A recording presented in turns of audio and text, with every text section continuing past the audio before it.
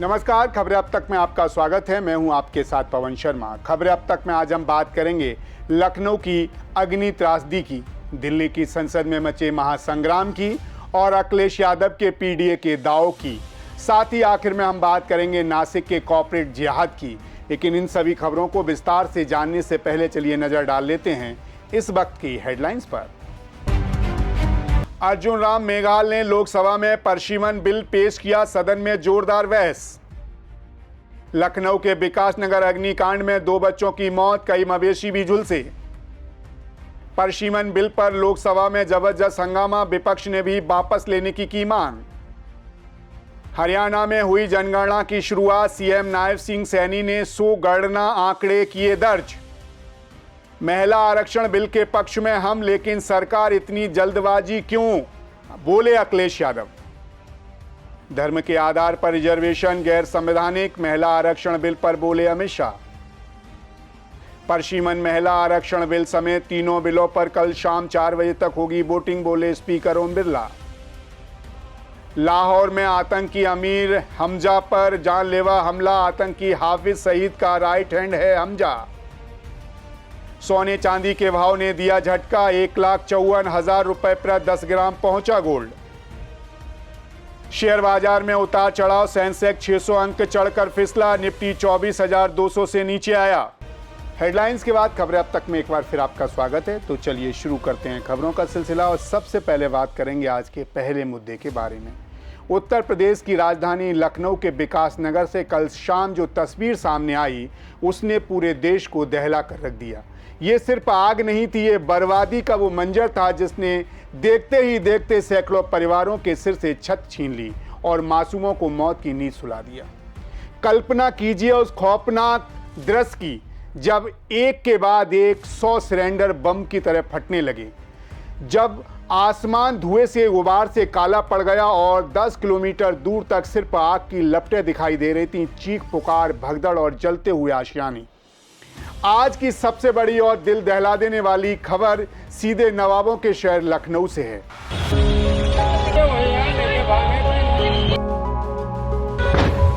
दरअसल बुधवार की शाम करीब 5:30 बजे जब लोग अपने दिन भर के काम को समेटकर घर की ओर वापस लौट रहे थे, तभी विकास नगर के सेक्टर 12 रिंग रोड के किनारे स्थित अवैध बस्ती में अचानक आग की एक चिंगारी उठी। वहां देखने वालों के मुताबिक आग एक मस्जिद नुमा झोपड़ी से शुरू हुई और तेज हवाओं ने उसे विकराल रूप में बदल दिया। महज कुछ ही मिनटों में 1200 झोपड़ी धू धू कर जलने लगी। ये आग मामूली नहीं थी, बस्ती की झोपड़ियों में रखे लगभग 100 गैस सिलेंडर एक के बाद एक फटने लगी। धमाके इतने जोरदार थे कि आसपास की धरती कांप उठी। हर धमाके के साथ आग की लपटें और ऊंची होती गईं।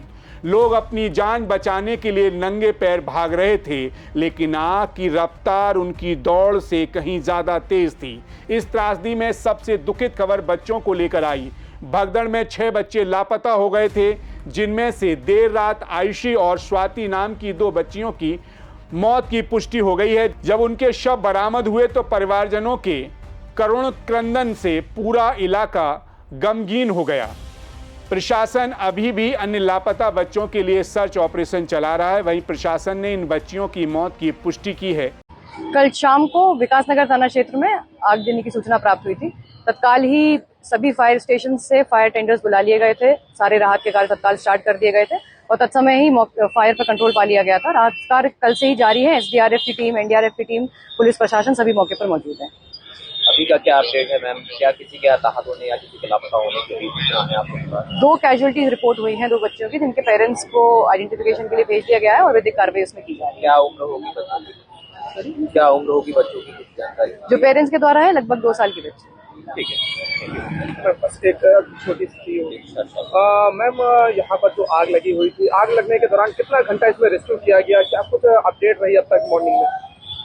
फायर की सूचना के बाद तत्काल ही सभी को एक्टिव कर दिया गया था, तो तत्समय ही उस पर फायर पर काबू पा लिया गया था। और जो राहत कार्य है एसडीआरएफ, एनडीआरएफ, पुलिस प्रशासन के द्वारा तभी से जारी है और अभी भी लोग मौके पर हैं और अपना जो विधिक कार्रवाई है वो हमारी जारी है। मैम 8 घंटे से ज्यादा पूरा रेस्क्यू चला है और उसके बाद अब कैजुअलिटी की जो सूचनाएं आ रही है, कैजुअलिटी क्या कुछ इसमें देखी गई है? रेस्क्यू ऑपरेशन पूरे टाइम चलाया गया था और रात में करीबन लेट नाइट 2 बॉडीज हमको मिली थी जो उनके माँ बाप को सूचित कर दिया गया है। वो लोग अभी पोस्टमार्टम हाउस में हैं और बाकी विधिक कार्रवाई। जो कैजुअलिटी हुई है वो बच्चे हैं या क्या है, क्या कुछ उम्र रही होगी? पेरेंट्स के द्वारा आइडेंटिफिकेशन किया गया है। उनकी बच्चियों की एज करीबन 2 साल के आसपास बताई जा रही है। इतना ही नहीं, इस आग जनी में इंसानों के साथ साथ बेजुबान जानवरों पर भी कुदरत और लापरवाही का ये कहर टूटा। बताया जा रहा है कि लगभग 50 मवेशी खूंटे से बंधे बंधे जिंदा जल गए। हालांकि प्रशासन अभी इसकी आधिकारिक पुष्टि करने से कतरा रहा है, लेकिन मौके का मंजर कुछ और ही कहानी बयां कर रहा है। वहीं दूसरी तरफ मदद पहुंचने में हुई देरी से लोगों के गुस्से को 7वें आसमान पर पहुंचा दिया। आरोप है कि पुलिस कंट्रोल रूम को फोन किया गया पर कॉल नहीं लगा और जब गाड़ियां आईं तब तक सब कुछ राख हो चुका था। वहीं गुस्से में आए लोगों ने प्लॉट मालिक के घर पर पथराव कर दिया क्योंकि उनका मानना है कि कब्जा हटाने के लिए ये आग जानबूझकर लगवाई गई थी। वहीं देर रात लखनऊ के जिलाधिकारी विशाख जी अय्यर घटनास्थल पर पहुंचे और स्थिति का जायजा लिया। इस दौरान मीडिया से बात करते हुए डीएम ने क्या कुछ कहा, आइए आपको बताते हैं। आज के कल्याणपुर एरिया में फूलों में जो आग लगने की इसमें जैसे ही सूचना प्राप्त हुई थी तो रेस्क्यू टीम हमारे मौके पर पहुंच जो आग को कंट्रोल करने का रेस्क्यू का कार्य प्रारंभ किया। जो काफ़ी ज़्यादा एरिया में आग लगी है और इसमें में लोग रहते हैं तो सबसे पहली प्रायोरिटी लोगों को यहाँ से रेस्क्यू करने और आग को कंट्रोल करने की आए थी। तो काफ़ी हद तक अभी आग स्प्रेड होने से उसको कंट्रोल किया गया। अब आग बुझाने की जो प्रोसेस है वो भी हमारी फायर रेस्क्यू टीम ने उसको किया गया।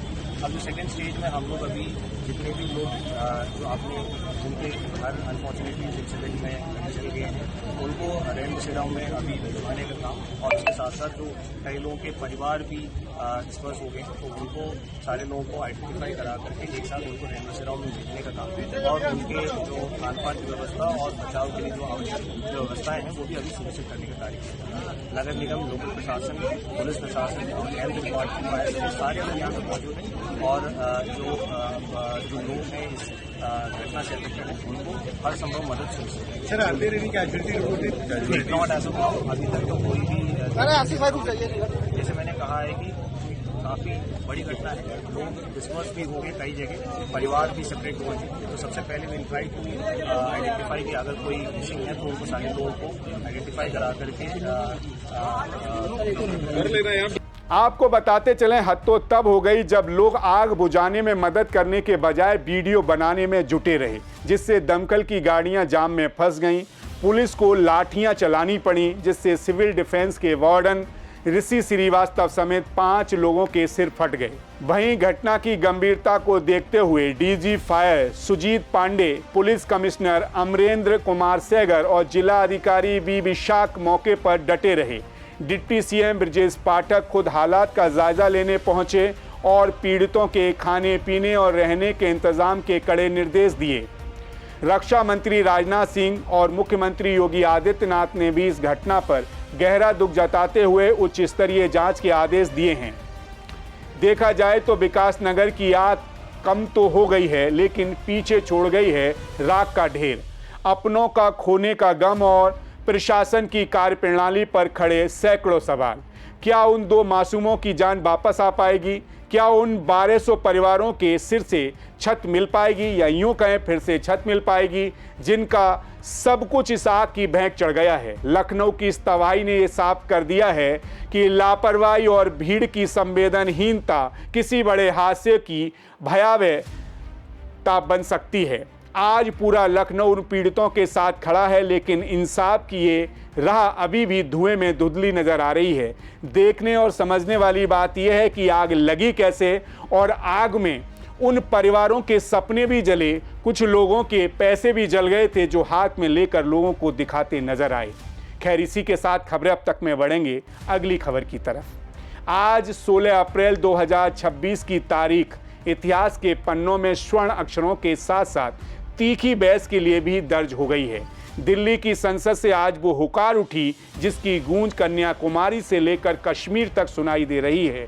मोदी सरकार ने वो मास्टर स्ट्रोक चल दिया है जिसने विपक्ष के खेमे में खलबली मचा दी है। आज संसद में एक नहीं, दो नहीं, बल्कि 3 से ऐसे बड़े संविधान संशोधक विधेयक पेश हुए जो न सिर्फ देश की लोकसभा की सीटों को 543 से बढ़ाकर 850 कर देंगे, बल्कि 2029 के रण में 273 महिला सांसदों की एंट्री का रास्ता भी साफ कर देंगे। लेकिन रुकिए, ये राह इतनी आसान नहीं। एक तरफ नारी शक्ति का नारा है तो दूसरी तरफ दक्षिण बनाम उत्तर का नया विवाद और मुस्लिम कोटे पर अमित शाह का बड़ा प्रहार। चलिए जानते हैं आज संसद के गलियारे में क्या क्या हुआ और कैसे बदला भारत का सियासी नक्शा। आज गुरुवार को संसद के विशेष सत्र में मोदी सरकार ने अपनी रणनीति के पत्ते खोल दिए। केंद्रीय कानून मंत्री अर्जुन राम मेघवाल और गृह मंत्री अमित शाह ने मिलकर वो 3 विधेयक पेश किए जो आने वाले दशकों की राजनीति तय करेंगे। पहला 131वां संशोधन विधेयक, इसके जरिए जनसंख्या की नई परिभाषा गढ़ी गई है और संसद में सदस्यों की संख्या बढ़ाने का संवैधानिक आधार तैयार किया गया है। परिसीमन विधेयक 2026 ये सबसे बड़ा बदलाव है। इसके तहत लोकसभा की कुल सीटों को 543 से बढ़ाकर 850 करने का प्रस्ताव पेश हुआ। राज्य के हिस्से में 815 और केंद्र शासित प्रदेश के लिए 35 सीटें होंगी। केंद्र शासित प्रदेश कानून विधेयक, इसके तहत दिल्ली, जम्मू कश्मीर और पांडुचेरी की विधानसभाओं में भी महिलाओं के लिए 33% आरक्षण अनिवार्य कर दिया गया है। दरअसल जैसे ही विधेयक पेश हुए, सदन में विपक्ष ने संविधान हाईजैक के नारे लगाने शुरू कर दिए। कांग्रेस सांसद केसी वेणुगोपाल ने इसे लोकतंत्र की हत्या करार दिया, लेकिन सबसे तीखी नोकझोंक तब हुई जब समाजवादी पार्टी के सांसद धर्मेंद्र यादव और अखिलेश यादव ने मुस्लिम महिलाओं के लिए अलग से कोटे की मांग उठाई। इस पर गृह मंत्री अमित शाह ने कड़ा रुख अपनाते हुए 2 टूक कह दिया, समाजवादी पार्टी अपनी सारी सीटें मुस्लिम महिलाओं को दे दें, हमें इसमें कोई आपत्ति नहीं है। सुनिए अखिलेश और अमित शाह ने क्या कुछ कहा। अध्यक्ष महोदय, अनडेमोक्रेटिक बात माननीय मंत्री जी ने कही। हो सकता है उन्होंने धर्म की बात कही हो, लेकिन पूरा देश आदि आबादी को आरक्षण चाहता है। अध्यक्ष महोदय, मैं माननीय मंत्री से जानना चाहता हूं क्या मुस्लिम महिला आदि आबादी में नहीं आती हैं? नहीं होनी ना देंगे। समाजवादी पार्टी सारी टिकटें मुस्लिम महिलाओं को दे दे, हमें कहां आपत्ति है, हमें कोई आपत्ति नहीं है। आपको बता दें सरकार का प्लान है कि किसी भी राज्य की सीट कम ना हो, बल्कि सबकी सीटें बढ़ा दी जाएं। 2011 की जनगणना को आधार मानकर जो अनुमान सामने आए हैं वो चौंकाने वाले हैं। उत्तर प्रदेश 80 से बढ़कर 120 से 140 सीटें, बिहार 40 से बढ़कर 73 सीटें तक, महाराष्ट्र 48 से बढ़कर 79 सीटें तक, पश्चिम बंगाल 42 से बढ़कर 64 सीटें, तमिलनाडु 60, केरल 30 और कर्नाटक में भी सीटों की संख्या में बड़ी बढ़ोतरी प्रस्तावित है। दरअसल ये विधेयक सिर्फ एक कानून नहीं बल्कि 2029 के आम चुनाव की लॉन्चिंग पैड है। अगर ये पास होता है तो भारत दुनिया का ऐसा देश बन जाएगा जहां संसद की 1/3 सीटों पर सिर्फ महिलाएं काबिज होंगी। परिसीमन आयोग जल्द ही सुप्रीम कोर्ट के जज की अध्यक्षता में बनेगा जो 2011 के आंकड़ों पर नई सीमाएं तय करेगा। वहीं राहुल गांधी ने इस कदम को सत्ता कब्जाने की कोशिश करार दिया है। उन्होंने आरोप लगाया है कि सरकार चुनावी क्षेत्रों में हेराफेरी के जरिए पिछड़े और छोटे राज्यों का हक मारना चाहती है। सुनिए राहुल गांधी ने क्या कुछ कहा। नमस्कार, आज मैं एक बहुत जरूरी मुद्दे पे आपसे बात करना चाहता हूं। ये हर देशवासी के लिए जरूरी है, मगर पिछड़ा वर्ग, दलित, आदिवासी महिलाओं के लिए ये सबसे जरूरी मुद्दा है।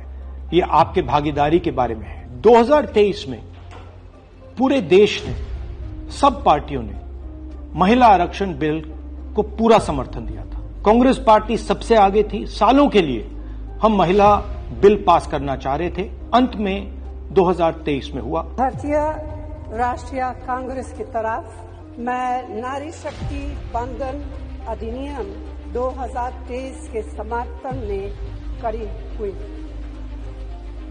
भारतीय राष्ट्रीय कांग्रेस की मांग कि यह बिल फौरन अमल में लाए जाए। 2018 में मैंने प्रधानमंत्री को ये चिट्ठी लिखी। इसमें साफ लिखा है कि महिला आरक्षण को जल्दी से जल्दी इंप्लीमेंट किया जाए।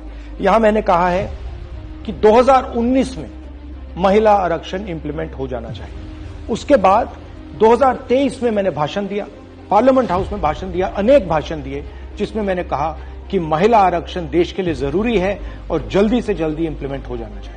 In my view, it is quite simple. This bill can be implemented today by giving 33% of the seats in the Lok Sabha and the Vidhan Sabha to India's women. I would like to have seen OBC reservation included in this bill. I think it is very important that a large chunk of India's population, large chunk of India's women should have access to this reservation. And that is missing in this bill.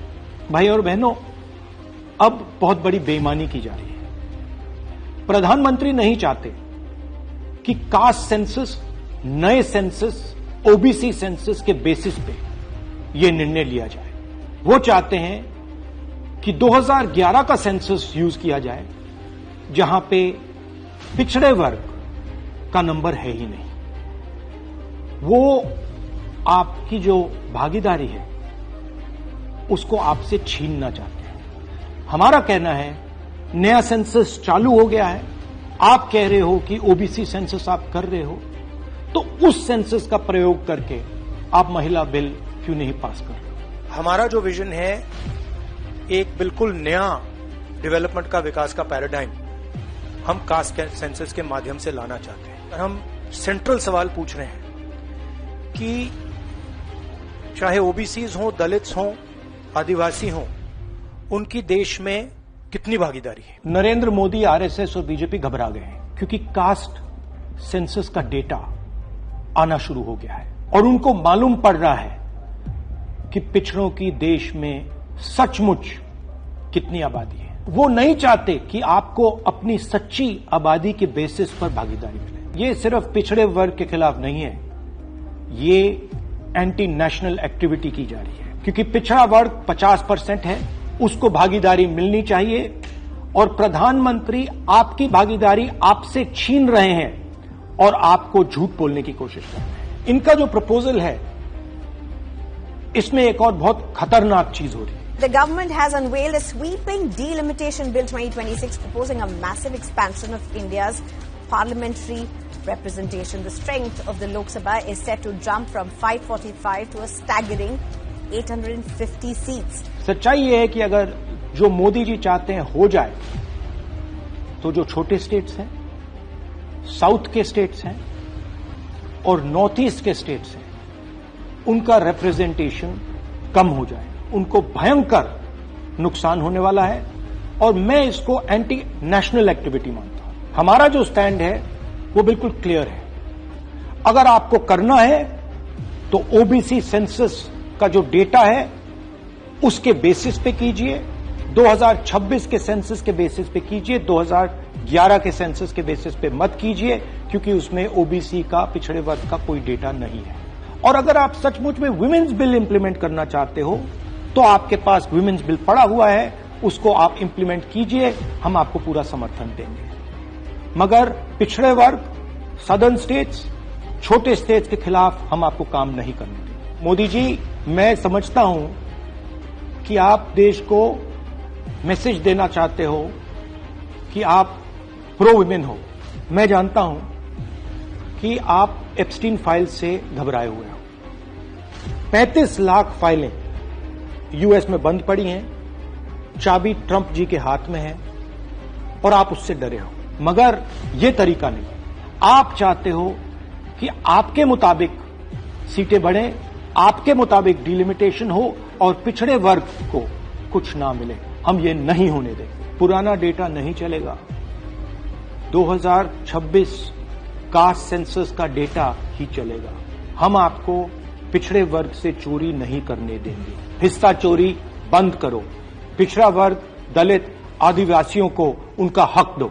वहीं दक्षिण भारत के मुख्यमंत्री M.K. Stalin और रेवंत रेड्डी ने चेतावनी दी है, अगर जनसंख्या नियंत्रण करने वाले राज्यों की ताकत कम हुई तो ये संघीय ढांचे पर बड़ा हमला होगा। वहीं जहां पूरा विपक्ष एकजुट होकर विरोध कर रहा है, वहीं बसपा प्रमुख मायावती ने इस विधेयक का स्वागत कर सबको चौंका दिया है। उन्होंने इसे ऐतिहासिक बताया है। हालांकि उन्होंने भी SC, ST और OBC महिलाओं के लिए अलग कोटे और आरक्षण को 50% तक बढ़ाने की मांग रख दी है।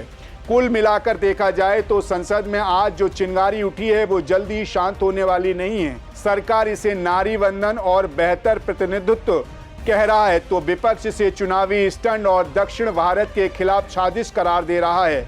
ऐसे में सवाल उठ रहे हैं कि क्या 850 सांसदों वाली लोकसभा भारत की समस्याओं का समाधान करेगी? क्या 2029 में भारत की संसद वाकई बदली नजर आएगी? अमित शाह की दो टूक और विपक्ष की घेराबंदी के बीच आज लोकतंत्र के इस नए मंदिर में इतिहास लिखा जा चुका है। खैर, इसी के साथ खबरें अब तक में बढ़ लेते हैं अगले मुद्दे की तरफ। आज लोकतंत्र के मंदिर यानी संसद से पहले उत्तर प्रदेश की गलियों तक सियासी पारा सातवें आसमान पर है।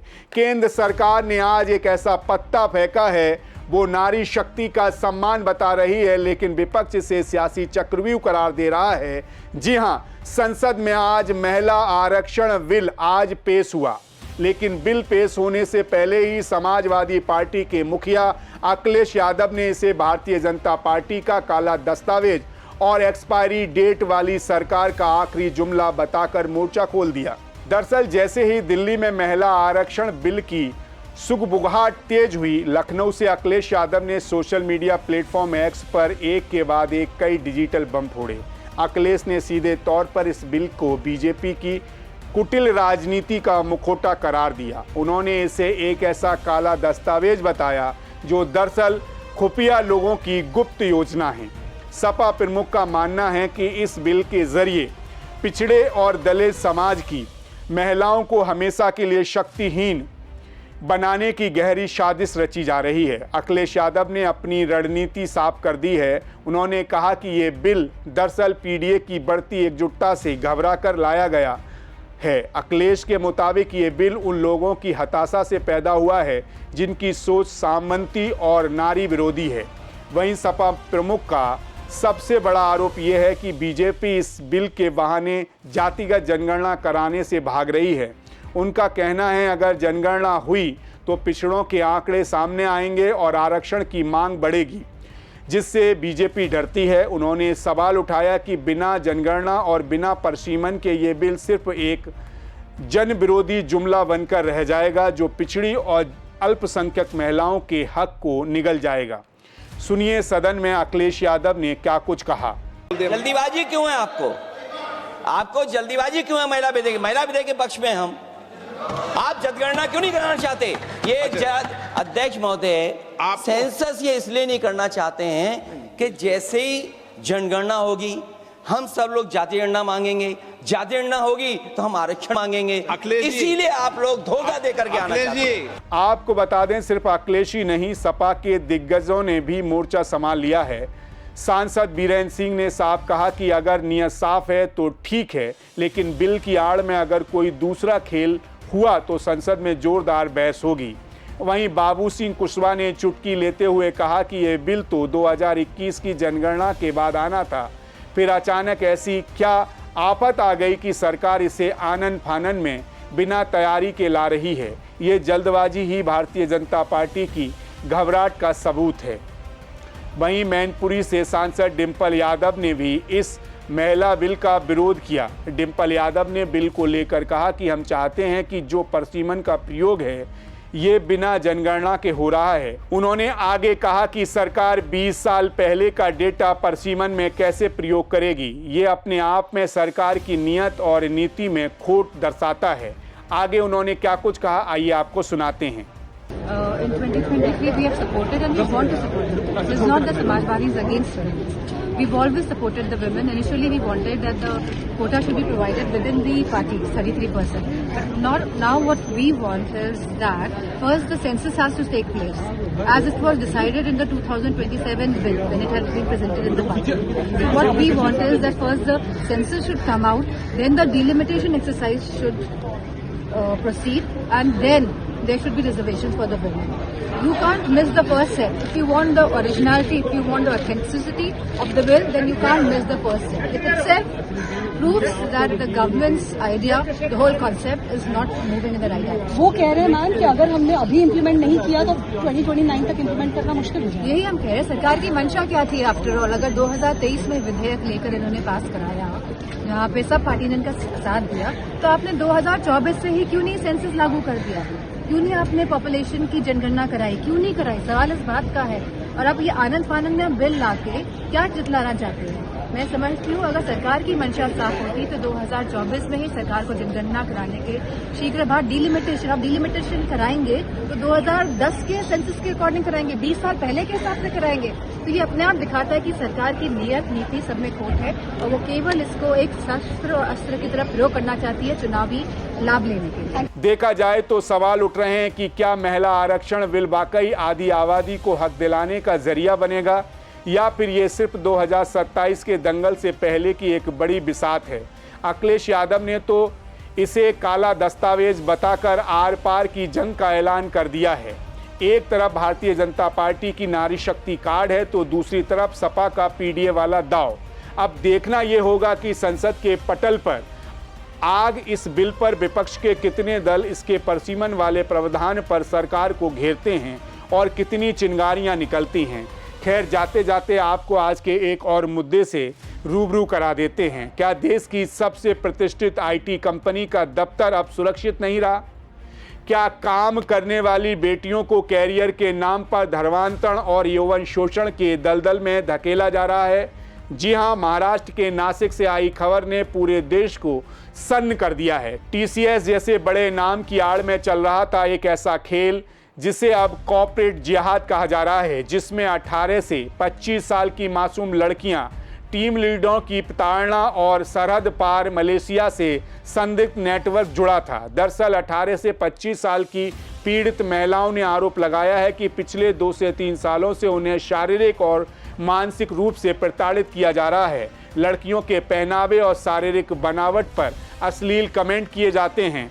उन्हें अपनी धार्मिक पहचान छोड़कर दूसरे धर्म की रीति रिवाज अपनाने के लिए मजबूर किया जाता है। इस मामले में एक दुष्कर्म और छेड़खानी के कई केस दर्ज हुए हैं। आरोप है कि वरिष्ठ सहकर्मियों ने लड़कियों की व्यक्तिगत मजबूरियों का फायदा उठाकर उनका शिकार किया। इस केस में सबसे बड़ा मोड़ तब आया जब मलेशिया कनेक्शन सामने आया।